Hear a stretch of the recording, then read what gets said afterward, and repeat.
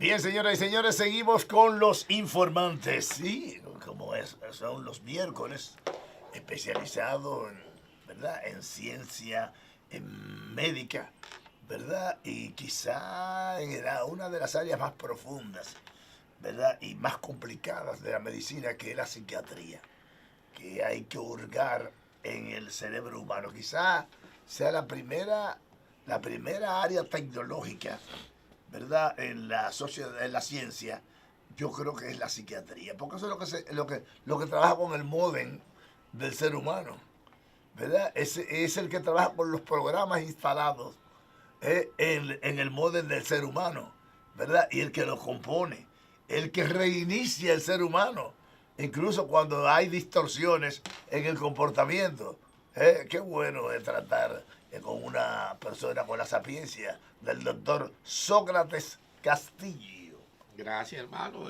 Buenos días, amigos televidentes de este programa tan visto y escuchado, cliché, ¿verdad? Pero es así. Sí, Sí, Marino, tú hiciste una introducción magistral.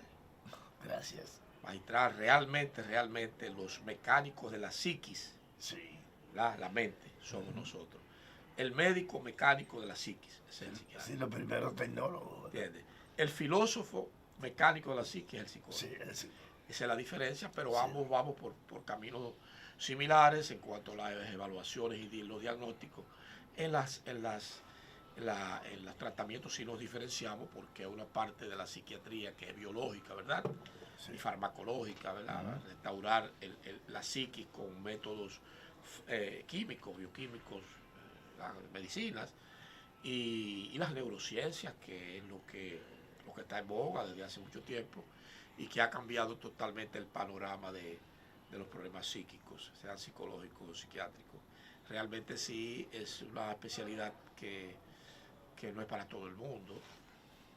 Ser psiquiatra o ser psicólogo es algo, ser un artista de la mente, un artista del comportamiento humano. Como tú decías ahorita, es difícil a una persona violenta, a una persona descarriada, una persona que quiere suicidarse, una persona que quiere matar a otro, coger y sacar eso de la psiquis, de la mente, sí, de esa persona, y llevarlo a la realidad. No, ven acá, si tú matas a esa persona vas preso. Sí. ¿Y qué va a hacer de tu familia y tus hijos?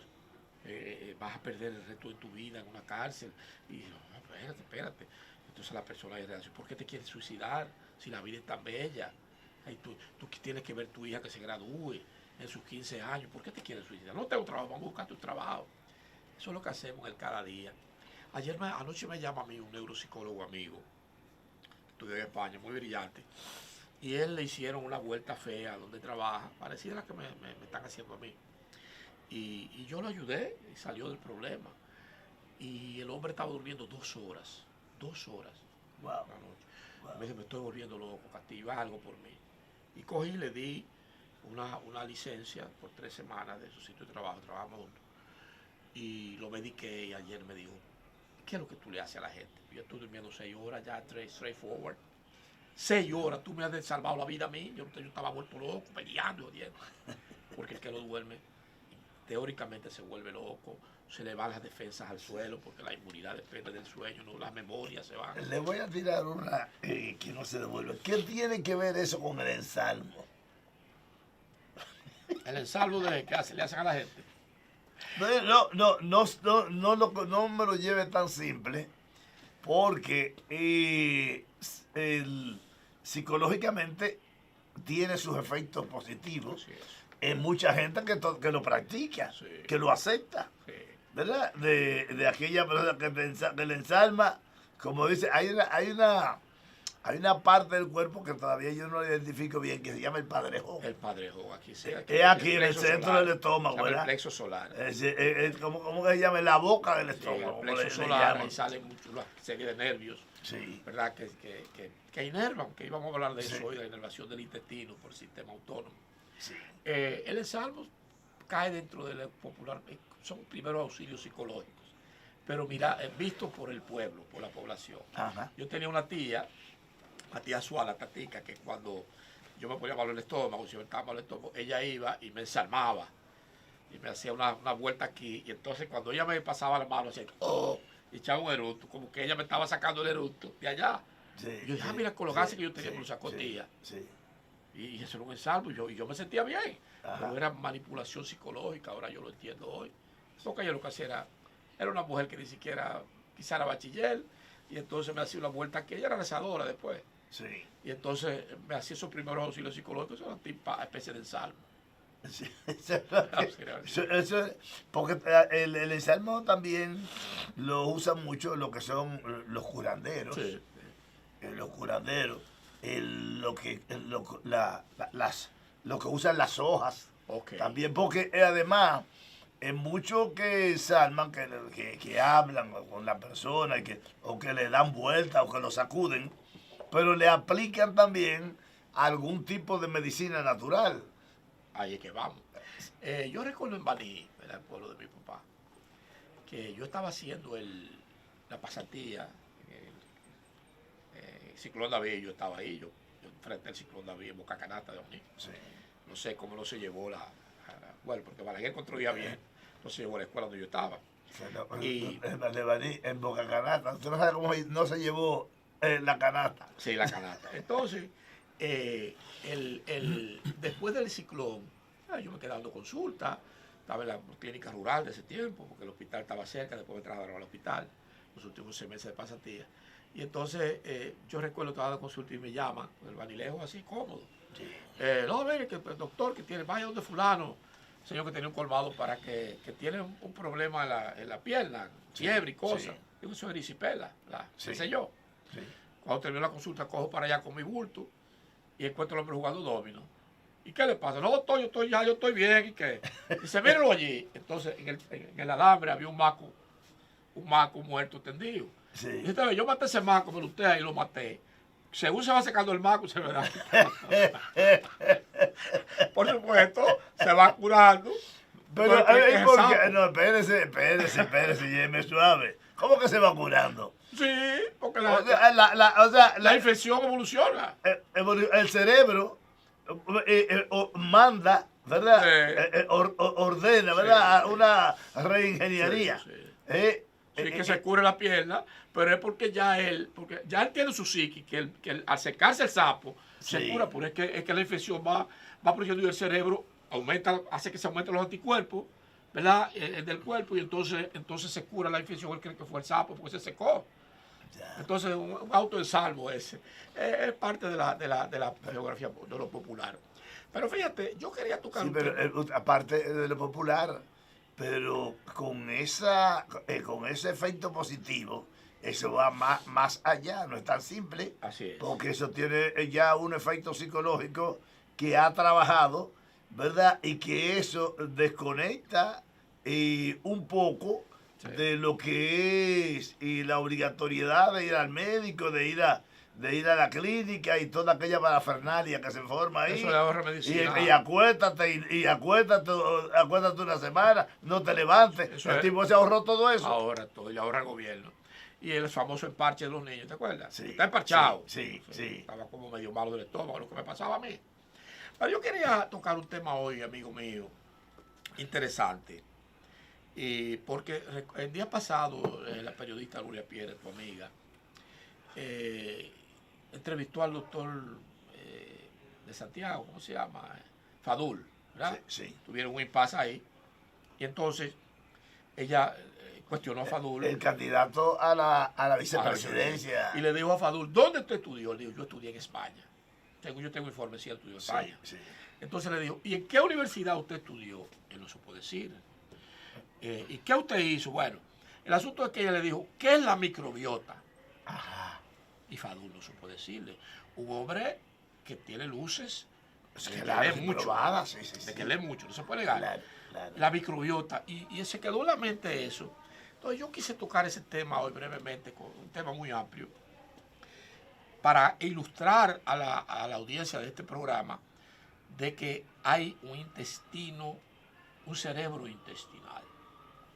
Hace más de 20 años que se estableció que en el intestino humano a las bacterias, hay 100 millones de bacterias aproximadamente, que en su conjunto se conoce como la microbiota intestinal. Y esa bacteria produce sustancias que afectan el estado de ánimo y el sueño, como la serotonina, que es el mismo neurotransmisor de la felicidad, como lo dicen, que tiene que ver, que se produce en el cerebro. Y hormonas que afectan por ejemplo, el apetito, como la orexina, la sustancia X y Y, y también algunos otros neurotransmisores como la dopamina y el GABA. Y entonces, yo digo, déjame ver, bueno, ¿qué es eso de un cerebro intestinal? O sea, hay una comunicación bidireccional entre el cerebro nuestro, ¿verdad? El cerebro central aquí, el cerebro, médula espinal y entonces los nervios periféricos, entre el cerebro y la parte del intestino que produce, que es independiente, que puede funcionar independientemente del cerebro. Nuestro intestino no necesita el cerebro para funcionar, porque está manejado por lo que se llama el sistema nervioso autónomo, que es el simpático y parasimpático. Es involuntario. Pero la sensibilidad en el cuerpo no es manejada electrónicamente por el cerebro. Así es. Sí. Entonces sí tiene que ver. Sí, pero hay una parte motora y una parte sensible. Bueno, pero sí, esto, lo que estamos hablando, los órganos, como el hígado, el bazo, el estómago, etcétera, están gobernados, el riñón, por un sistema que no es el sistema regular nervioso de arriba. Es un sistema involuntario, se llama el simpático, el sistema nervioso autónomo, simpático parasimpático. Uno que excita, que es el simpático, por ejemplo, el mediador de simpático es la adrenalina. Cuando hay mucha adrenalina, tú te sientes nervioso, te sientes, como ocurre, te sientes activo, estás consciente. Y cuando, por ejemplo, el corazón está manejado por lo contrario, el simpático y parasimpático. Lo que frena el corazón es el parasimpático. Sí. Y el mediador es la atropina. El mediador de la acetilcolina, el mediador del simpático, la adrenalina. Entonces, ¿qué pasa con el cerebro?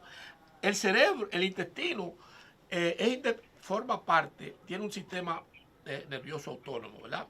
Y la microbiota es parte de ese sistema. Esos 100 millones de bacterias que tiene la microbiota intestinal, bacterias que producen sustancias buenas, sustancias que favorecen al organismo, el intestino le comunica al cerebro a través de un puente que se llama el nervio vago. Porque trabaja, porque se llama vago, porque trabaja, el nervio gástrico. El 10º par craneal, el vago, es la conexión directa entre el intestino, el sistema nervioso intestinal involuntario y el cerebro. Y el intestino le dice al cerebro, por ejemplo, le informa al cerebro central, sobre todo el lóbulo frontal, si estamos comiendo, si hay nutrientes en la comida y si hay bacterias o tóxicas o virus que están siendo combatidos por el sistema inmunológico. Todo eso se lo comunica. Pero porque quiere, no es porque es obligado. Entonces, si nosotros, por ejemplo, si el 90% de sustancias como la serotonina, el neurotransmisor de la felicidad, y que tiene que ver con el sueño, con el sexo, hasta con el dolor, se produce en el intestino. Si nosotros no tenemos bacterias que nos produzcan serotonina suficientemente en el intestino, nos da depresión, no podemos dormir, nos ponemos violentos cuando baja la serotonina. El intestino. Entonces, ¿qué pasa? Fíjate, por eso es, incluso se habla que todo, ¿verdad? Todo el estado de ánimo de uno en el estómago. Cuando te pones nervioso, como dicen. El estómago tiene que estar bien. Mucha serotonina, te pones nervioso, diarrea. Vas a una entrevista, vas para el baño huyendo. Es por eso, acelera el tránsito intestinal. Si no duermes, la serotonina baja, te da insomnio. Es por ahí. Entonces, la microbiota intestinal depende de bacterias. Los lactobacilos, por ejemplo, son bacterias que favorecen, que están en la microbiota intestinal y que están en los famosos probióticos. Así que cuando tú ingieres probióticos, que los compras, ¿verdad?, en un supermercado o algo, favorece la función de la microbiota y eso ayuda a la salud mental, si la gente no lo sabía. Oye. Entonces hay que meterse su microbiota. Cuando usted es un paciente depresivo, yo le indico probióticos. ¿Cuáles son los productos que nos traen? Así mismo, probióticos. Probióticos. Uno consigue en los supermercados. Probióticos. Eso viene... Es como una especie de yogur. Ok. Es un yogur. Aparecidos. Y ahí tiene pero hay algunos otros alimentos que contengan la... Correcto. Bueno, probióticos, sí. Por ejemplo, serotonina. el plátano, Ya. la leche, Exacto. los huevos, el queso, Ya, exacto. las nueces, todo eso Que favorece el potecito está el probiótico como un un concentrado. concentrado. Entonces usted come su probiótico y eso favorece la salud intestinal, de las bacterias intestinales. Cuando una persona hace un lavado colónico, que se usa mucho en la medicina natural, eso es contraproducente porque entonces altera produce disbiosis, Ya. que es lo contrario a los probióticos. Y entonces se altera la flora intestinal y entonces hay problemas con la producción de sustancias, hormonas y neurotransmisores que son favorables al funcionamiento del cerebro humano inclusive. Así que una persona tomando antibióticos a lo loco, como aquí que tú vas a la farmacia, dame ampicilina, se puede alterar la microbiota y entonces tener problemas de salud mental, ansiedad, depresión, insomnio, por ejemplo. O sea, hay algunos movimientos de que la gente espontáneamente no hace. Y en vez de crearse bienestar, lo que se cree problema. Hay problemas. ¿Verdad? Entonces debiera, por ejemplo, los endocrinólogos o aquellas personas que son los dietistas, Sí. ¿verdad? E indicarle a la gente todas estas cosas que le alteran su metabolismo, su desenvolvimiento corporal, y que esto le pone en posición poco productiva. Por no decir a veces en ninguna, y hasta violento. Mira, hermano, nosotros estamos volviendo a lo básico de la medicina. Yo recuerdo cuando yo estaba pequeño, yo tenía un tío médico muy famoso, compañero de Peter y esa gente, y de Abel González, de ese grupo de médicos de Puerto Plata. Y él recetaba, tenía su farmacia, y él hacía recetas para que el farmacéutico la preparaba. Hacía. Por ejemplo, para la diarrea, para el dolor de cabeza, hacía recetas. Y tanto de esto, y el farmacéutico lo preparaba, eso no se hace. Hay una nueva rama de la medicina que se llama neurogastroenterología. Hay una verduga ahí en Canadá que es la dura en eso, que es la que más ha escrito sobre los probióticos. Neurogastroenterología, o sea, del sistema gastrointestinal que afecta al sistema neurológico, hablamos del cerebro, ¿verdad? Sí, Sobre sí, todo. sí. En el intestino hay más neuronas que en la médula espinal. Increíble. ¿Cómo va a ser? Hay más neuronas. Entonces, esa cantidad de neuronas que tenemos ahí es otro cerebro, independiente. Le manda información al cerebro central, pero puede no mandarle y funcionar bien. Es independiente. O sea, pero es un intermedio. O sea, Es un sistema involuntario, pero independiente. Y no es posible tener salud si la probiota está alterada. El estrés, la probiota está interesante. Cuando no manejamos bien, cuando se altera la probiota, se activa el sistema del estrés, hipotálamo, hipófisis adrenal, mucho cortisol, y ahí está inflamado el cuerpo, sobre todo.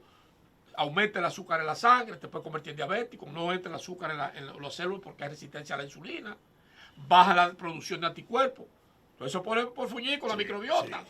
Es decir, que un colónico te puede llevar a eso, un lavado colónico, o te puede llevar a que elimine las bacterias Escherichia coli, que son las que producen la vitamina K, Sí. que se producen en el hígado. Entonces, sin vitamina K no se produce la coagulación fuera de los vasos. El Escherichia coli le produce vitamina K. Vitamina K. Y tú con el lavado colónico la eliminas. Pero, bueno, espérese un momentito. Porque acuérdese que eso es satanizado precisamente para el asunto de la gripe. Sí. Que afecta a la gente y que viene y que de vez en cuando viene y afecta a un gran número de personas. Entonces, sin embargo, entonces eso hay que manejarlo. O sea, todos esos nombres que causan enfermedades y trastornos corporales, me he dado cuenta que en alguna parte, en algún porcentaje, son beneficiosos para el ser humano. Mira, lo primero que tiene que hacer un psiquiatra cuando ve a un paciente en su consultorio, yo voy a ver unos cuantos ahorita para dedicarme un poco al picoteo en mi consultorio, es que pensar que ya es normal para un psiquiatra que trate un problema con depresión, el trastorno está dando depresión, sea unipolar, bipolar, lo que sea. Tú sabes que ya tú puedes recetar antiinflamatorio. Tú puedes recetar diclofenac, ibuprofeno para eso, pero también puedes medicamentos y vitaminas que combaten que aumentan la serotonina, por ejemplo, la vitamina B6, la biotina, la B7, que está en el salmón. A los depresivos tú le indicas salmón. O sea, por ejemplo, puede quitar una la persona con presión que le produce dolor de cabeza o migraña, Ok, ¿verdad? Ya ese problema tiene alterado el comportamiento. claro, pues eso es bioquímico. La mayoría de migrañas son bioquímicas. La migraña es un asunto casi alérgico. ¿Tú entiendes? Se liberan sustancias vasoactivas e inflaman el cerebro y te produce migraña y te da náusea y vómito. ¿Tú entiendes? Es un tipo de cefalea migrañosa. Pero viene también la presión, por ejemplo, en la caja torácica, Sí, ¿cómo o sea, digo? el cráneo, la bóveda craneal. Craneal. Sí. Ya venía para acá. Sí. Por presión puede uno sentir entonces el Un dolor tumor, de cabeza. Un tumor hace presión al cerebro hacia abajo. Pero no necesariamente. Un absceso. Hay gente que le da, por ejemplo, un dolor de cabeza y no necesariamente. No, la mayoría de las cefaleas son por tensionales, por exceso de estrés. Los músculos se ponen rígidos aquí, los esternocleidos, donde se inserta aquí en el cráneo. Sí. Y esos músculos duros ahí te dan dolor de cabeza, o se irritan, o las meninges, que son las capas que recuerdan el cielo, se irritan por sustancias bioquímicas que se liberan por el estrés. O sea, hay más de 150 causas de dolores de cabeza y la mayoría son benignos. Vamos a seguir hablando sobre eso porque hay mucha gente, ¿verdad? Que le sucede, ¿verdad? Estos comportamientos raros y que inmediatamente se preocupa. Y una de las grandes preocupaciones es que muchos médicos hablan de inmediato de tumores cerebrales. Para asustarte. Que más te asusta tu papá. Volvemos a conversar con el doctor Castillo. Seguimos con los informantes.